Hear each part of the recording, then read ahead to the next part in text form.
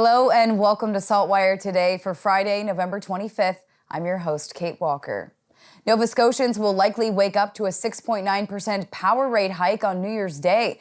Nova Scotia Power has struck an agreement with customer representatives, the interveners in its general rate application that would mean a residential customer rate increase of 13.7 cents by 2024, 6.9% in 2023, and 6.8% in 2024. The agreement still requires the approval of the utilities regulator, the Nova Scotia Utility and Review Board, which will determine next steps after receiving Nova Scotia Power's latest submission. The proposed rate hike includes both the fuel and non-fuel increases. The settlement implements Bill 212, introduced and passed by the provincial government on November 8th during the fall sitting of the House, that legislated a cap of 1.8% rate increase on non-fuel rates for 2023 and 2024. The provincial government is providing funding to transit service providers trying to recover from pandemic losses. It was announced today to help offset fare revenue lost as people stayed home during the COVID-19 pandemic. The Houston government is distributing $10.9 million to transit service providers throughout the province. In total, 20 community transit operators and 8 fixed route operators like Halifax Transit will receive one-time funding. The funding comes from a federal investment of $750 million to help municipalities across the country maintain transit service levels in the face of decreased ridership due to the pandemic. An emergency veterinary clinic in Dartmouth is closing its doors temporarily. It's been 6 years since the Metro Animal Emergency Clinic in Dartmouth has taken a break. Since January 2016, the vet has been providing around-the-clock care 24 hours a day, 365 days a year to animals in need. But as of today, the 25th, and tomorrow, the 26th, the clinic will be closed from 8 a.m. to 6 p.m. Staff shortages have forced the hospital to close for 2 10-hour periods. Staff say the entire vet community has struggled immensely over the last 3 years due to COVID, staffing shortages, and an increase in the overall pet population. A study is being done at Mount St. Vincent University exploring how childhood adversity can impact pregnancy. The research will focus on the impacts of childhood maltreatment on the health and well-being of pregnant individuals and their babies. The study began a few months ago and has 50 participants with a goal of reaching 125. The team hopes to also look into how the effects on mothers can later affect birth outcomes and potential developmental outcomes for infants. Staff are taking a multi-method approach. In addition to questionnaires, they're also looking at biological mechanisms like cortisol levels in hair, inflammation, and cellular aging. Dr. Jennifer Curry explains how it works for participants. So we're following these individuals at 3 time points. The first time point is in the 3rd trimester of pregnancy, and we ask the pregnant individual to come to our lab here at Mount St. Vincent. And in that session, it's about an hour long. They complete different surveys, questionnaires, pertaining to their current stressors, their previous experiences, things like that. Also protective factors, social support, relationships. And we collect a hair sample.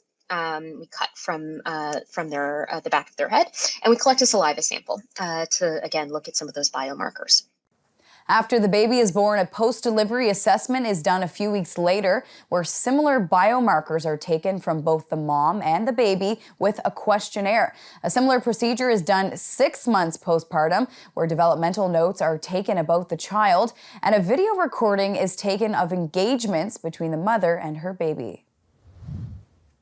Well, if you're looking to learn a new language, some people use apps like Duolingo or Rosetta Stone. But for one Truro man who is originally from Turkey, he found a unique, very Nova Scotian way to do so by watching old episodes of the Trailer Park Boys on VHS tapes. SaltWire's Chris Lambie has his story. When he was a teen, Kian Atack and his pals recorded about 20 episodes of the Trailer Park Boys and took them to their high school English teacher. The Ricky character, of course, how he was butchering even though he was a native English speaker, that he wasn't able to speak, the things he was saying that, survival of the fittest, or the worst case Ontario. Atack's lingual learning feat came to light earlier this week after a chance encounter with Jonathan Torrens, who played J-Rock on the popular Nova Scotian mockumentary. Atak, who hails from the Turkish capital, Ankara, has been living in Canada since 2015. His wife is originally from New Glasgow. What the 40-year-old didn't know until he got here was the Trailer Park Boys episodes he'd watched back in Turkey would prepare him well to employ the local accent. Actually, I did not know that Trailer Park Boys was shot in Nova Scotia. I thought, first always we thought that was an American show. But when Atak travels to the US and tells folks where he lives, people ask him about the show. I think Trailer Park Boys, it's like I don't know, it's almost like a cultural heritage thing, you know? You know those Canadian heritage moments? So I think like Trailer Park Boys easily could make an episode there. Because I believe they really contributed to the Canadian culture a lot. Atak works as a security guard, and he's in the military reserves. He's also a volunteer firefighter and does shifts as a Truro police dispatcher. He's a clean-cut fellow who doesn't seem at all like the characters in the show he watched to learn English street slang. A lot of people who know me, they are actually surprised that I like Trailer Park Boys because like my style and theirs is completely opposite. They are into drinking, partying, you know, smoking weed, whatever. In Truro, I'm Chris Lambie for the SaltWire Network. It's not quite December yet, but Christmas concert season is upon us with events like tonight's festive Rebecca Cohen Auditorium show by Jimmy Rankin and upcoming holiday tours by well-known East Coast artists like the Barra McNeils and Lenny Gallant. As part of his Christmas concert roundup, SaltWire Network's Stephen Cook talked with two favorite local acts, the Halifax Gay Men's Chorus and R&B and gospel artist Renee Smith, about the return of their popular seasonal concerts. If you love Christmas music as much as I do, there's a lot to look forward to in the coming weeks as seasonal shows for young and old come back like a blizzard on stages around Halifax and across the province. One artist who's been making the season bright with annual concerts featuring her talented family members is North Preston singer-songwriter Renee Smith. And she also has a new holiday EP, Where You At Santa, as well as a series of Smith family Christmas concerts starting on December 10th in Chester, followed by Dartmouth, Truro, Charlottetown, and Sydney shows. I was just helping my mother get the tree up and decorated on a Sunday afternoon. We're in full-on Christmas mode in the Smith family, and looking forward to, bring a little bit of that family fun to these Christmas shows. So it's always a fun time for us when we get to do them, and this time we get to do a little more than we've done in the past few years, which means we were kind of doing something right, I guess, in the past, and I'm just looking forward to, hopefully making the season better for people. While Smith is adding some spice to Christmas with her new songs Mall Santa and December, the Halifax Gay Men's Chorus has provided a hot ticket event in the form of its 4 Songs for a Winter's Night concerts at St. Andrew's United Church, December 8th through 10th. Chorus member and president Tim Cross says 3 of the shows are sold out, but there are still tickets for the Saturday, December 10th matinee with youth choirs, soundtracks, and jazz voices.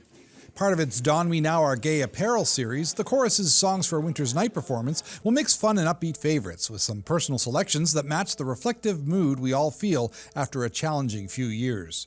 It's very uplifting and at moments it's also very contemplative. There are songs in the concert that'll make you think about where we are in the world today and what's happening. Some of it really great and some of it not so great. But it gives us all a chance to reflect. There's a lot of fun music in the concert as well, and it gives people a chance to create a new holiday tradition and get out and hear some fun music, sing along with some carols, but also become more aware of the LGBTQ community in Halifax. For more on the upcoming Christmas concert season, check out my rundown in Saturday's Chronicle Herald and on saltwire.com. In Halifax, I'm Stephen Cook for the SaltWire Network. It's time for Friday's Wine of the Week with SaltWire sommelier and foodie Mark DeWolf. With the holidays coming up, he offers up a zesty selection for holiday entertaining. So the holidays are coming up quickly, and if you're like me, that means you're looking for wines to entertain with. So let me introduce you to one. I'm going to introduce you to Astrolabe D'Urvilla Sauvignon Blanc from Marlborough, New Zealand. It's a long way to say that name, but I guarantee the liquid in the bottle is great.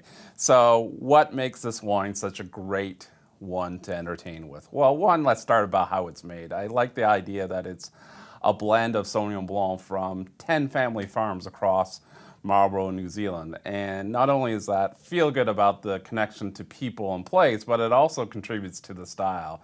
So when you have grapes from different sites, it means different flavors go into the glass and you get a lot of them. So this one has citrus and gooseberry and something a little leafy and a little bit of tropical fruit flavors. So nice and crisp and fresh that you'd expect from Sauvignon Blanc, really in that classic New Zealand Marlborough style.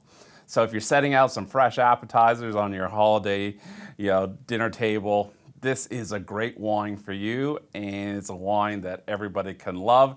And you're probably asking, where do I get it? You can get it from Bishop Cellar. And you can find more of Mark's wine picks, tips, and cooking classes on the Wine and Dine section of saltwire.com. It's time now for a glimpse of today's Thinking Out Loud with Sheldon McLeod. Today, Sheldon is speaking with former nurse, provincial cabinet minister, and author Francine Cosman.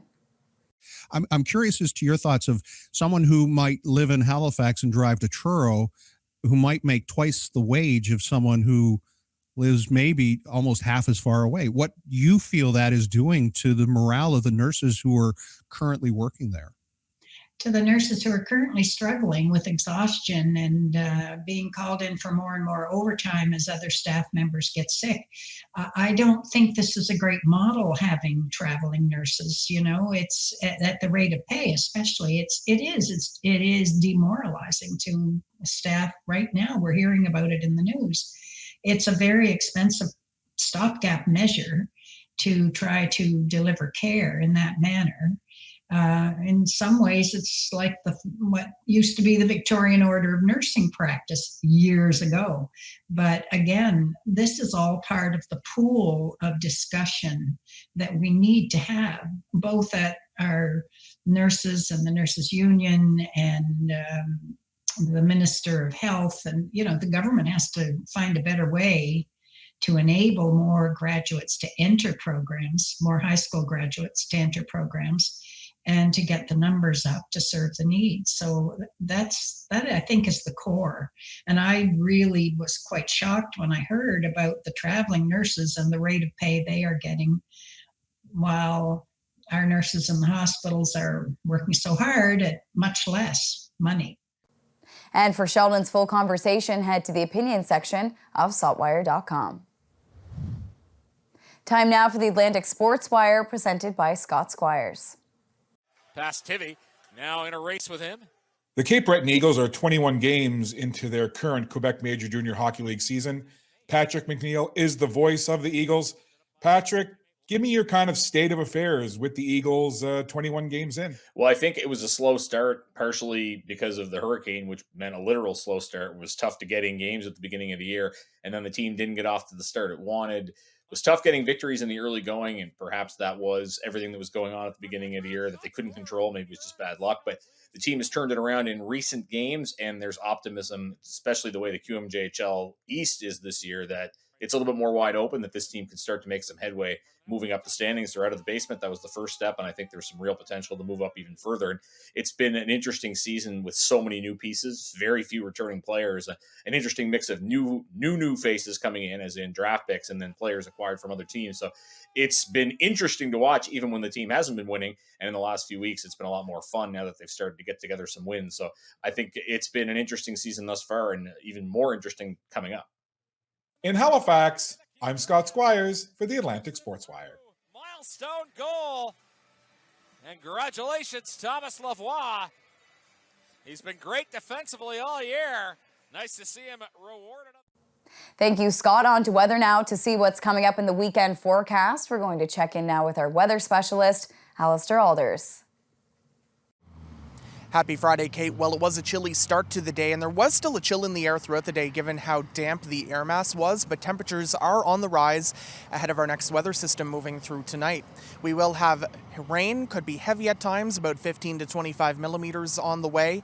We'll see winds from the southeast 30 to 50 kilometers per hour, and the temperature will be near 8 degrees. Now, the rain tapers off to a chance of showers overnight into Saturday morning. We'll see the temperature near 3 degrees, so some of those showers could mix with some wet snow snow over higher terrain. Into the afternoon, mainly cloudy skies, a diminishing chance of showers, and we'll see the temperature near 4 degrees. Now, it will be windy throughout the day with winds from the northwest, 30 to 60 in the morning, gusting up to 70 during the afternoon. Sunday, certainly the pick of the upcoming weekend with mainly sunny skies and the temperature near 8 degrees. So really, it will be good if you're doing any outdoor plans, maybe some outdoor Christmas decorating. Take advantage of that. The active pattern in no rush to leave. Our next weather system will move into the region as we go through Sunday night into Monday. Have a great weekend. Kate. Thank you, Alistair. That's all for now. For more extended video and full online articles, stay tuned to saltwire.com. And you can find us on Instagram and Twitter at SaltWire Today. I'm your host, Kate Walker. Thank you for joining us, and we'll see you back here Monday.